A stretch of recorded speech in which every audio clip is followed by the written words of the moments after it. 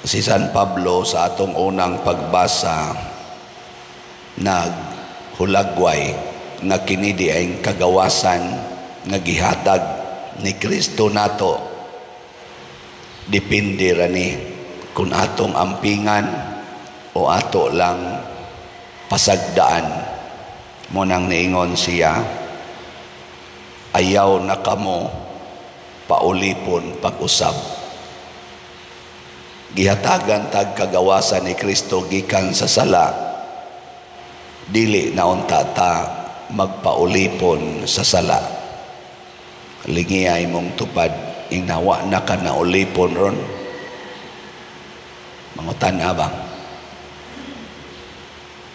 Wagid nilingi ang uban. Kanang wa makalingi, ulipon na. Gigapos sa sala.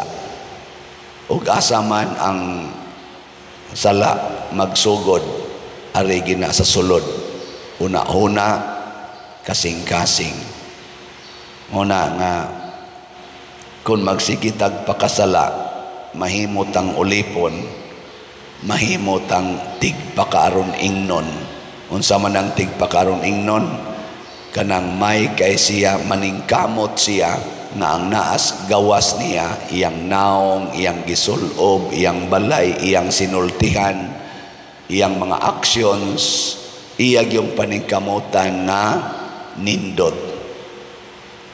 Sige na siyang panindot, siyang naong, sa iyang gisulob, sa iyang pinuyanan, sa iyang sakyanan, sa iyang mga degrees, sa iyang mga positions and authorities, iya ginang panindoton og maayo, kay mao man na iyang itabon sa tua sa sulod nga bati.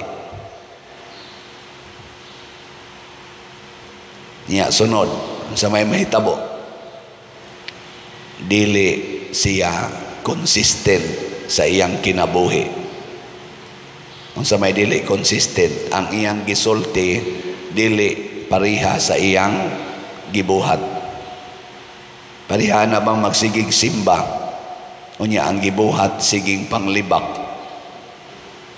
No, mahibong ang mga tao ba?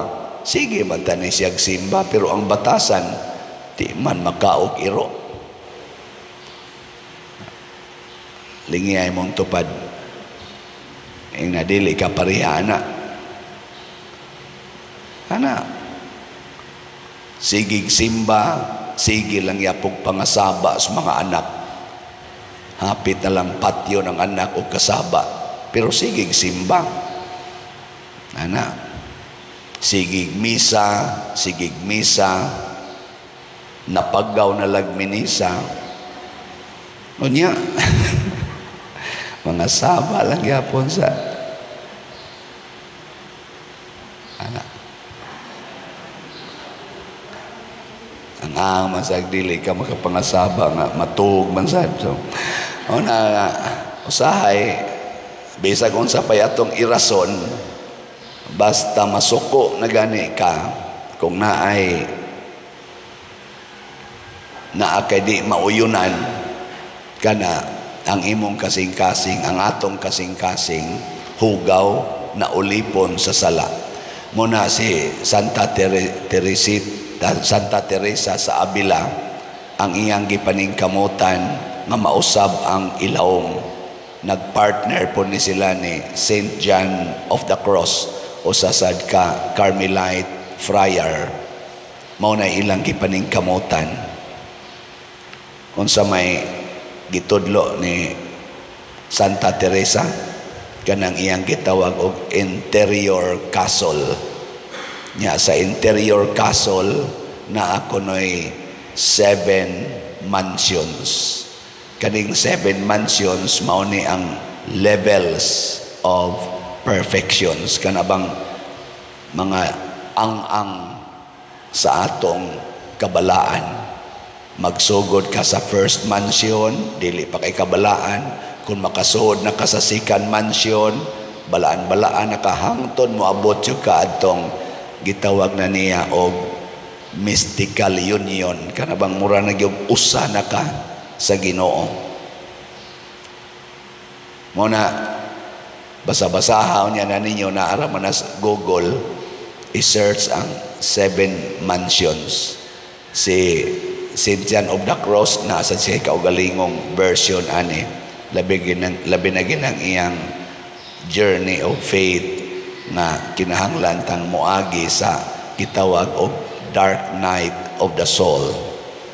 Sa manang dark night of the soul, kana bang mubati ta nga wa nagyoy kahayag, wa nay paglaom ang atong kinabuhi, pero mupadayon tag sunod sa Ginoo.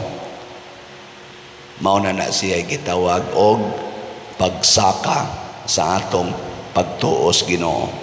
Diri na mahitabo sa ilawom, dili na exterior.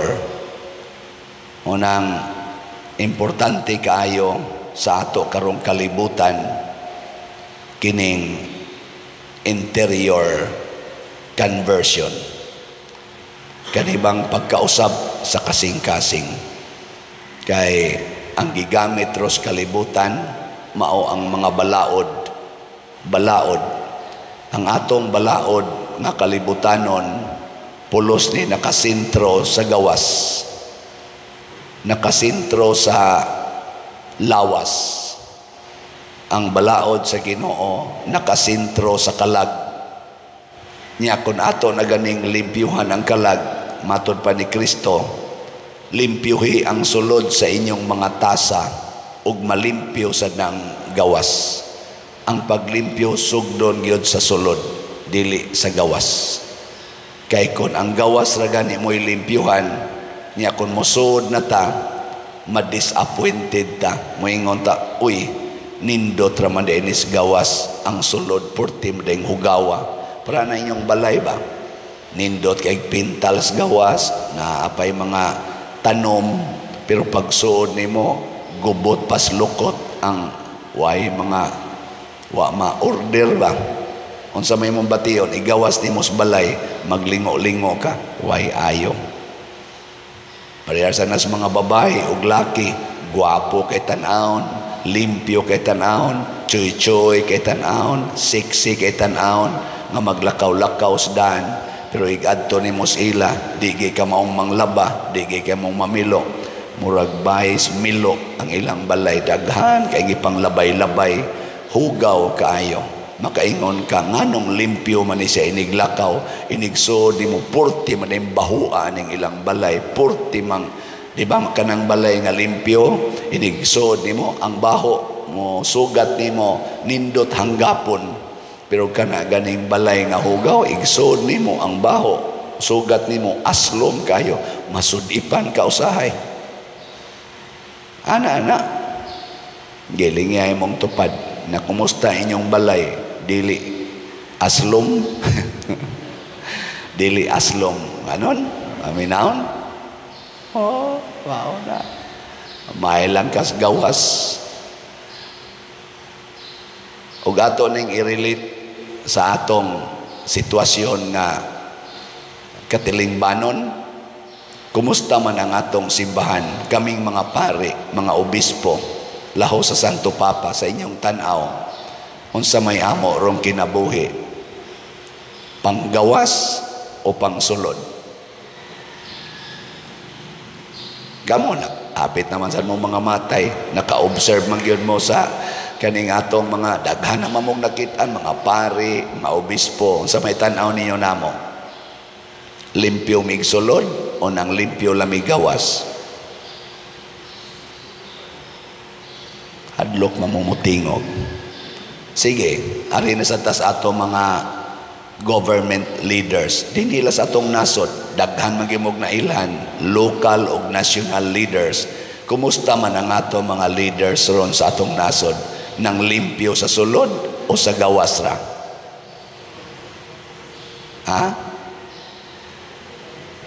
Muna karon kay eleksyon naman sad, maningkamot ta, pilion nato kana mga leaders nga kamaong manglimpyo sa sulod nila, dili lang sa gawas.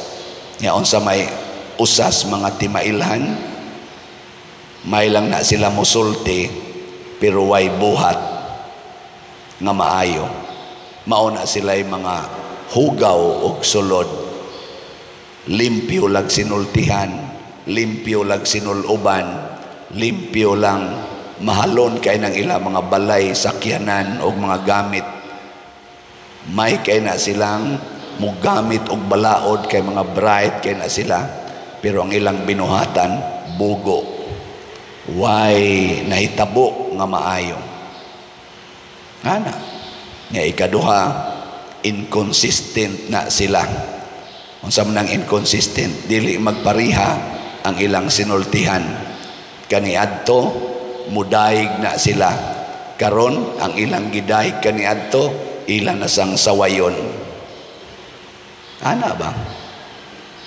Kakita gani mo mga taong ingon ana na kaniadto kusog kay mudayeg aning maong mga tao, nya karon mo saway na, kusog na kay mo saway, ayaw ginagbutari kay tigpakaron ingno na. Ikatulo, dili na sila mag-mind unsay problemas mga tao. Ang ilang i-mind, ang ilang hunahunaon kanunay ang ilang personal nga kaayuhan. Kaning tulo para nako mao ni atong basihan sa pagpili. Dali ra kay natong analyson karon ang mga kandidato. Maminaw lang ta sa social media, naa na diha sa YouTube, naa sa Facebook, daghan na kay mga comments, tinuod naa dihay mga trolls, naa dihay kuan, pero sa sige natong paminaw og sa atong personal nga pag-verify, kay di man sana matago sila kay mga public servants man na, makakita dayon ta og atong desisyon. Pilion nato ng consistent. Kanabang sukad sa pagsugod nila sa politika, ang ilang baruganan, pirmigyong para sa katawhan. Sa Tagalog, para sa bayan. Di maghuna-huna sa ilang. Ikaduha, wa na sila magpanindot sa ilang mga sakyanan, sa ilang mga isulob, sa ilang mga naong, wa na sila magpanindot, pero ilang panindoton ang ilang gialagaran nga katilingban. Pilion na nato mga tawhana. In short, kanabang dunay gibuhat alang sa kaayuhan sa atong nasod o sa katilingban. Sayon ra gyapon kay nang i-check, naara na sa Google, naara na sa Facebook o sa YouTube. Negative, positive, trolls, truth, ato na diyang musa tana. Ya labaw tanan, pilion na natong mahigugmaon nga leader. Dili mahigugmaon sa iya lang mga partido, mahigugmaon sa tanan. Kanabang dili palaaway. Ganahan ba mo nga atong leader palaaway? Muna kanang sigig pangaway, labi na gid sila ra say unay-unay away, kaniadto amigo sila, karon awayo na sad niya. Kanang klasihas mga tao, di na nato pilion. Sayang ang atong ihatag nga pagsalig ana niya. Way siguro unayo na sa tag-away. No? Na may daghan, makita man na nato. Niya ang problema ron sa atong nasod nga grabe kaayo, gauna gining drugas. Kamo hastang ato mga barangay kapitan o mga local leaders, kay bao na mo nisugod na sa baha ang drugas. Gani nanatay mga kailang nangamatay, sugod na sang pinatyanay related sa drugas. Kinsa may musumpo niini, kinsa may dunay agi nga nakasumpo ani, atong tabangan.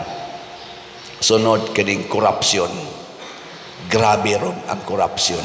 Daghang questionable funds na ngawagtang sa atong panudlanan, why nagpakabana. Why nagpakabana? Naidaghang mga revelations in public nga nawa ni tagpila ka billions of pesos. Why nagpakabana? Luoy. Ikatulo, kining terorista, kining tawag na to mga underground movements. Namingaw-mingaw naman pero sugod na sad ni. O ang sunod, unemployment. Daghan, para sa ako lang yung na tanaw-tanaw ba, isip pare, isip nag-alagad sa katilingban, grabe karon ang unemployment.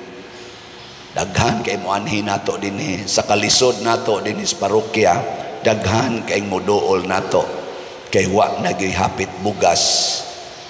Gutom, grabe ang kagutom kay nangataktak sa trabaho. Daghan kay dinhing muduol kay magpatabang og pagastos ilang mga anak sa eskwelahan kay di na sila kagasto kay nangataktak sa trabaho. Unemployment. Kinsa mang mga politikuha makasulbad ani dili lang sa yaw-yaw, tan-aw natong ilang agi, do na ba sila'y gibuhat kanay atong paningkamutan pagbutar kay ngano man basig makatabang pero di gini mahimong tanan kay ang dako sang problema nato karon nga para nako isipari kanigyong religiosity. Ang kalibutan karon bisan din sa atong nasod superficial na, mediocre na kaayo ang atong relasyon sa Ginoo. So mupili sa tang mga tao nga kanabang kamaong mo promote og pag-ampo, dili lang Katoliko nga paagis pag-ampo, tanang pag-ampo, tanang mga religious activity sa nasod or mga sikta ila untang suportahan, dili nila daog-daogon, dili nila ibaliwala. Kay importante kayo ang atong spiritual life nga ma-develop. Kay pulos na lang ta, balaod matod pa ni San Pablo, mawa na ning pagtuo porti nagyong lisura. Muna si Kristo diri sa atong ebanghelyo, nipakita siya nga gisupak niyang balaod tungod iyang ipa-emphasize nga ang pagtuo yun. Gilingay mong tupad. Na sige pa mo grosaryo sa inyo. Na sige mo grosaryo. So ninduta ka no? Kada barangay magrosaryo yun once a day. Barangay ba? Barangay. Mga barangay hall na to ba? Municipal hall, magrosaryo or magampo, unsa ilang pagampo. Nga to mga provincial offices, magampo yun. Ang national offices, magampo mo ilangan na ay Ginoo. Pagkadakong grasya untang mahitabo sa atong Pilipinas. Kaya ang mahadlokon sa Ginoo nga tao, maayo gina siya nga lumulupyo.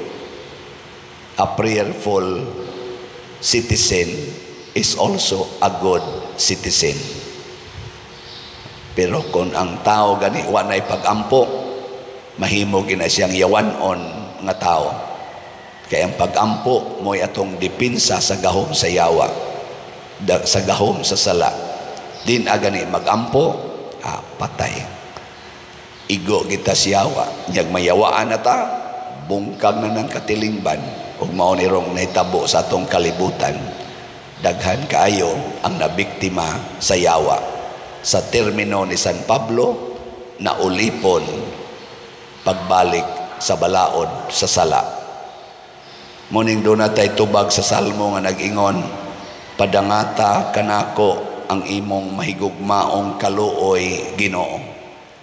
Mausad niya nga torong iampo nga ang kaluoy sa Ginoo ug ang iyang gugma musud untag balik sa atong kasing-kasing aron maghigugmaay ta, magkaluy-anay ta, dili mag-inawayay, magsinawayay, labaw pagyustanan, magpinatyanay, gugma, kaluoy, o pagtinabangay ang ato rong gikinahanglan, dili ng pagsigig, pasikat anang ilang mga away-away diha, dagko ra ba kay taggasto anang ilang away-away, unya, wa lang yapoy maayong resulta. Iampo nato ngatong mga leaders, kita sad musunod sa ta ni Cynthia ni Santa Teresa sa Avila o ni St. John of the Cross, reforming our interior life. Manindog ta.